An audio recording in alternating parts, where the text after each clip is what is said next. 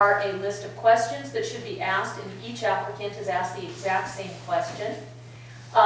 There is a hiring pool that is made up of between 3 and 5 people, and the same people interview the entire pool. Every single person who interviews for a job, the county needs to keep those questions, answers, the tallying from all people who interviewed for no less than 3 years. So that if anybody ever wants to come back and challenge, we can defend the decision we made. This is why we so desperately need a human resources department. Without that, the nepotism and cronyism years ago actually was running rampant. And that is a problem we have. We need to address it. We need to have absolutely no more of it. People need to be hired based on their qualifications and their experience alone. Thank you. Roger? Actually, I totally agree with my opponent, Laura. Oftentimes people complain about the state of Montana and their hiring process. It's cumbersome. It takes a long time to hire an employee. You interview in front of a panel, but you know what? They keep points. It's not who you are in the county. This is a small county. Everybody knows everybody else, it seems, in this county. We do need human resources people, professional human resources people in this county to do the hiring. It's one of the greatest needs of the county. I think that would stop any nepotism or cronyism that is in place now. Now, I will defend the current employees of this county. I've had interaction with a lot of them. I find them to be good, conscientious, hard-working people. And I do support them. Thank you.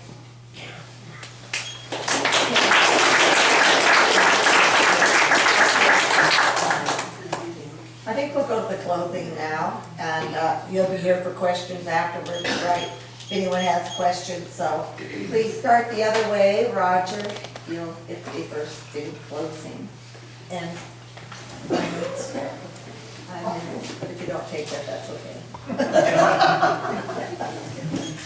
I do thank everybody for being here tonight. Whether you want to vote for me or not, whether you want to vote for Tim or not, whether you want to vote for Laura or not, at least you're informed. 2 years ago, we had an election. I truly believe that the electorate in this county were not as informed as they should have been concerning the candidates for some of the offices in this county. And again, I thank you for coming to this and being informed on the candidates. I just wish that everybody in the county had shown up at this meeting, so everybody who does vote on June 3rd is an informed voter. Thank you.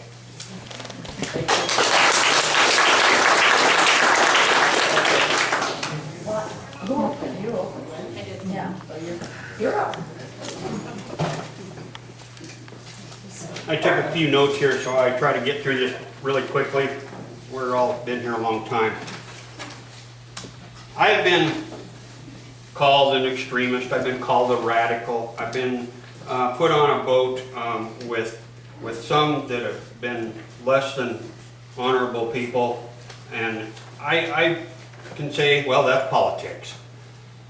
Bottom line here in Broadwater County, we need to make sure that we take a proactive approach to build on our moral foundation that is being attacked from so many different directions across this country.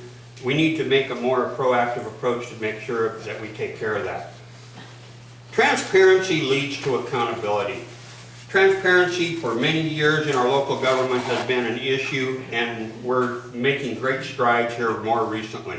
It's been a struggle, and it's been not very comfortable, but it is the cure to making sure that we have accountability for you folks that are the taxpayers. We've had many years where minutes and agendas don't clearly define for you what's really going on with our local government. Again, we've made strides to make things happen. We can do better. This is your government. We work for you. This, again, I've said it several times, this is a team. This is a team between the 3 elected commissioners. This is a team that includes the county attorney as well as other elected officials across the board. including and especially all employees.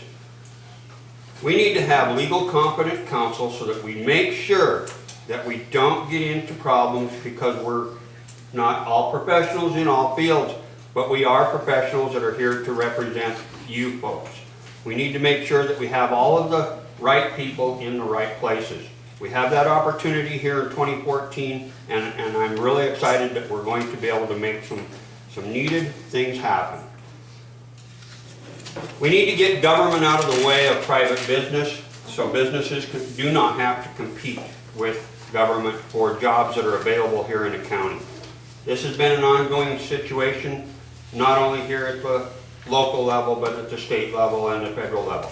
We have opportunities here in the county that we can create private business which pays tax dollars to cover the infrastructure. We cannot compete with Lewis and Clark County or Gallatin County on healthcare, and we need to do what we can afford here in the county, making sure that we provide a service for our citizens.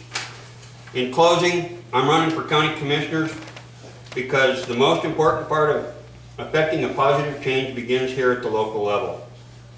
As your next commissioner, I will bring my experience and leadership to enhance a more cohesive, open, and productive county government. Together, we can make things happen, and we can get moving forward for the future of our children and our grandchildren. And thank you very much for coming out this evening, and thank you to everybody that worked hard to put this together. Thank you very much.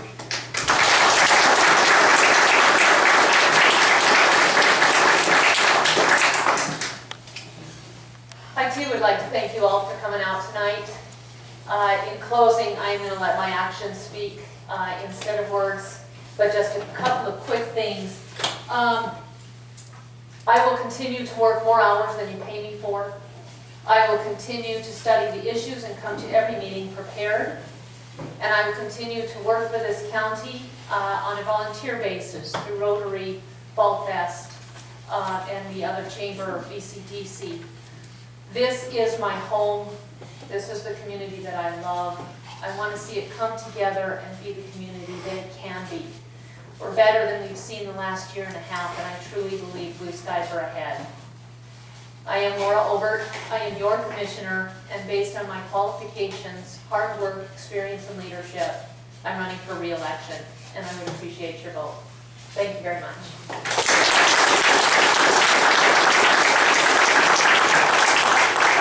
Thank you, candidates, and thank all of you, and they will be here for questions if you'd like to approach them one-on-one. Thank you.